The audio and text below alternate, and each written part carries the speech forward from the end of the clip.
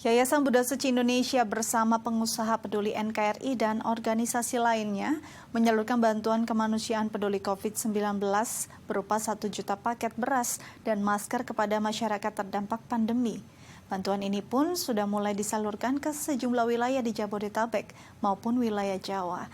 Dengan adanya bantuan ini diharapkan bisa sedikit membantu perekonomian masyarakat terdampak pandemi COVID-19. Pandemi COVID-19 yang melanda Indonesia tahun 2020 lalu membuat banyak masyarakat terkena dampak dari pandemi ini. Salah satunya berdampak pada perekonomian masyarakat.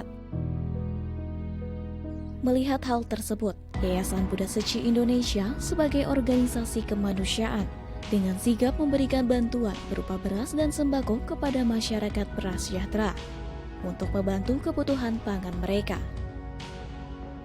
Penyaluran bantuan melibatkan kerjasama dengan TNI, Polri, dan pemerintah daerah setempat.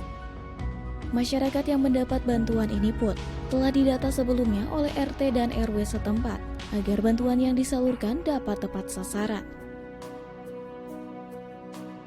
Setahun sudah pandemi COVID-19 melanda Indonesia, perekonomian masyarakat pun belum berangsur pulih. Februari 2021 lalu, Yayasan Buddha Suci bekerja sama dengan pengusaha peduli NKRI kembali mempersiapkan bantuan kemanusiaan peduli COVID-19 dalam rangka Imlek Nasional 2021. Penyaluran bantuan ini dilakukan secara bertahap. Bantuan berupa 10.000 ton beras dan 20 juta masker dikemas menjadi 1 juta paket untuk keluarga prasejahtera yang terdampak pandemi. Waktu para pengusaha silaturahmi ke Pak Presiden, mereka diminta untuk bantu warga yang berdampak COVID, yang mana untuk di kota banyak kena PHK, kena isolasi mandiri, sedangkan kalau di pedesaan kan ada kerja bakti, mereka tidak begitu berdampak lah. Yang berdampak adalah di Pulau Jawa, makanya diputuskan 1 juta masker beras itu dan masker beras itu di Pulau Jawa, yang mana ada 6 provinsi. Itu Provinsi Banten, Jakarta, Jawa Barat, Jawa Tengah, Yogyakarta, dan Surabaya. 6 provinsi ini kita bagi. Yang mana kita atur satu provinsi, Jawa Barat, Jawa Tengah, Jawa Timur, masing-masing 200.000 paket. Dan DKI sama Banten 400. Dalam penyaluran bantuan ini, relawan suci dari berbagai komunitas bersatu hati, membantu mengemas beras dan masker demi terlaksananya penyaluran bantuan kemanusiaan ini. Ya biasanya kalau kita orang Tionghoa kan kalau Imlek itu kan ada perayaan, apalagi kalau misalnya menjelang Cap Gome gitu kan. Cuman karena hari ini karena pandemi, jadi kita semua alokasikan perayaan itu ke sumbangsi ke sesama. Harapannya semoga dengan ini kita juga masyarakat yang lain juga bisa merasakan bahwa kita juga sebenarnya prihatin dengan pandemi ini, bisa berbagi. Mungkin beras ini nggak seberapa ya, tapi bisa membantu mereka untuk melewati pandemi ini. Pada bulan Maret 2021, bantuan mulai disalurkan ke sejumlah wilayah, mulai dari wilayah Jabodetabek dan berlanjut ke wilayah Jawa. NKRI ini mereka ada para pengusaha dan dari Permabudi ada, dari STMTI ada, PT, Persatuan Islam Tionghoa Indonesia ada, dari INTI ada. Mereka bantu kita untuk menyalurkan, dari Muhammadiyah juga ada, NU juga ada. Seperti saya di Serang bersama dengan Muhammadiyah, di Cirebon dengan NU. Mereka kan banyak udah punya umat ya, mereka bisa bantu bagi. Nah, dan untuk pengusaha mereka lihat seperti INTI, mereka ambil di daerah Bogor, Kabupaten, sama sekitarnya lah. Kalau di SMTI mereka kuatnya di Jawa Tengah. Kalau Permabudi di Jawa Timur, kita kerjasama dengan mereka gitu. Mungkin wilayah ada yang lebih kuat, mereka kerjasama, jadi mereka lebih bisa tersalurkan. Ini 1 juta banyak sekali soalnya. Pada awal masa pandemi, Yayasan Buddha Suci telah menyalurkan paket bantuan sembako berupa 5 kg beras, minyak, gula, dan mie instan kepada masyarakat terdampak ekonomi. Kali ini Seci menyalurkan bantuan berupa 10 kg beras dan 20 buah masker untuk setiap kepala keluarga. Kriteria dari penerima bantuan peduli COVID ini yaitu masyarakat yang terkena pemutusan hubungan kerja, warga yang sedang menjalani isolasi mandiri di rumah, dan masyarakat terdampak banjir beberapa waktu lalu. Sebelumnya sih tempo hari kita bagi aja, ada beras, ada minyak, ada gula. Kali ini hanya beras 10 kilo dan 20 lembar masker per kakak. Kriterianya adalah mereka terdampak COVID, kena PHK, isolasi mandiri, atau yang ada kena bencana banjir gitu. Sekarang mesti banjir, Bang. Itu yang diutamakan kriterianya. Perbedaannya sih sama, kita sudah dengan TNI ya, Polri, yang mana mereka lebih kenal warga yang terdampak COVID.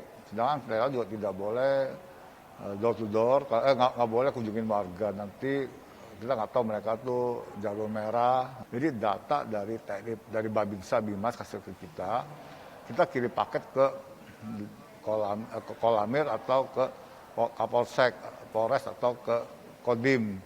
Mereka yang salurkan ke titik-titik yang membutuhkan. Kita relawan hanya bagi kupon door to door sesuai dengan nama, dan mereka ambil paket di Kolamir atau di Kodim atau di kelurahan. Melihat masyarakat masih banyak yang terdampak ekonomi akibat pandemi, relawan Seci dengan tanggap dan bersungguh hati turun langsung membantu menyalurkan bantuan kepada warga. Salah satu kemajuan untuk relawan Seci lah, mereka tuh benar-benar sudah antusias sekali untuk membantu warga yang terkena dampak bencana ini. Rasmi adalah salah seorang penerima bantuan paket yang berada di wilayah Senopati Dalam, Kebayoran Baru, Jakarta Selatan. Di tengah pandemi ini, ia harus bekerja lebih keras untuk mendapatkan penghasilan. Sehari-hari di rumah makan milik kerabatnya inilah ia bekerja. Penghasilan yang ia dapati belum cukup untuk menutupi kebutuhan keluarganya. Sang suami Radi yang berusia 70 tahun masih harus bekerja sebagai pemulung. Radi juga mengalami keterbatasan pendengaran. Setiap hari ia harus bekerja mencari botol bekas di tumpukan sampah sekitar tempat tinggalnya.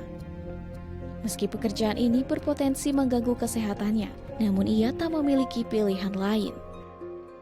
Ya iyalah, ibaratnya untung ada sembako. Kalau nggak ada sembako, kita makannya dari mana? Ya ibaratnya 10 kilo kan lumayan. Kalau sehari seliter 10 hari. Ya alhamdulillah gitu kan, alhamdulillah. Ibaratnya ada bantuan, ada corona, ada bantuan, alhamdulillah. Gitu. Jadi kalau kata berasnya apik, rapi, yang penting beras. Selain itu Nonon Suryati, warga di wilayah Kebonjeruk, Jakarta Barat, yang berusia 60 tahun ini, sehari-hari berjualan sembako di rumahnya bersama sang suami Saipuddin. Pandemi yang melanda setahun terakhir pun mempengaruhi pendapatan Nonon. Dengan adanya bantuan beras ini, sedikit bisa membantu pengeluaran Nonon untuk beberapa hari ke depan. Ya dapat bantuan beras ya ibu ya, alhamdulillah buat manjang-manjang ya. Kemarin yang waktu sebelum ada COVID kan ibu jualan beras, nggak laku. Orang pada dapat doang dari COVID. Beras ibu sampai kutuan, ibu juga dapat ya alhamdulillah dapat. Cuman kita ya beras kan makan pokok ya, lauh gampang gitu. Ya harapannya mintanya sih biar cepet pulih seperti biasa lagi gitu. Maunya ya lancar. Sekarang kan orang bilangnya kerja pada dirumahkan. Terus banyak yang pada pulang kampung.